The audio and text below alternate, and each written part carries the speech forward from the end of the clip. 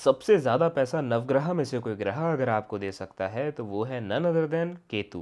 केतु महाराज आपको इतना पैसा दे सकते हैं जितना आपने सपने में भी ना सोचा हो। लेकिन आजकल लोगों ने केतु को केवल दो चीज़ों से जोड़ा हुआ है, पहला स्पिरिचुअलिटी, दूसरा डिटैचमेंट। कि केतु डिटैचमेंट देता है और केतु स्पिरिचुअलिटी देता है ठीक है, बट इसके साथ साथ केतु पैसा भी इतना बेशुमार देता है जितना इंसान ने सपने में भी ना सोचा हो।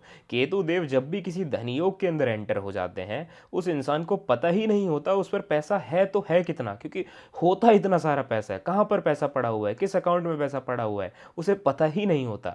Best example Diljit Dosanjh 11th house में केतु बैठा हुआ है शुक्र के साथ, और 10th और 11th का एक्सचेंज हो रहा है। यानी 10th हाउस में मंगल बैठा है शुक्र की राशि में और 11th हाउस में शुक्र बैठा है केतु के साथ मंगल की राशि में। परिवर्तन योग, 10th 11th का एक्सचेंज। दूसरा शाहरुख खान 11th हाउस के अंदर केतु बैठा हुआ है। लेकिन अब इसका मतलब ये नहीं कि जिस किसी का भी 11th हाउस में केतु होगा वो करोड़पति अरबपति बन जाएगा, ऐसा नहीं होता। पहली बात तो जिसके भी केतु 11th हाउस में होता है, ये बात समझ लो कि दोस्त नहीं बनने वाले। अगर दोस्त होंगे भी तो वो एक टाइम पर टूट जाएंगे। ऐसे इंसान को दोस्ती के मामले में अकेले रहना सीखना चाहिए ही चाहिए।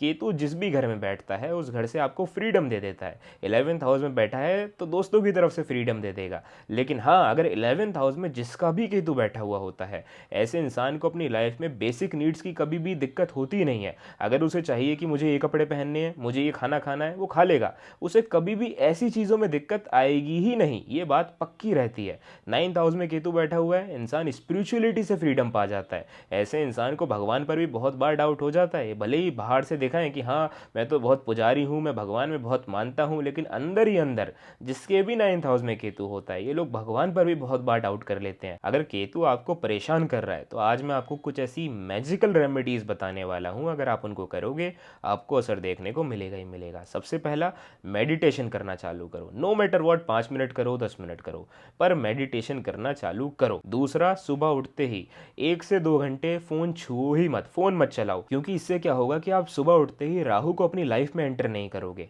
और फिर देखना आपको कितना अच्छा असर देखने को मिलेगा विद इन 2-3 हफ्तों के अंदर ही अंदर।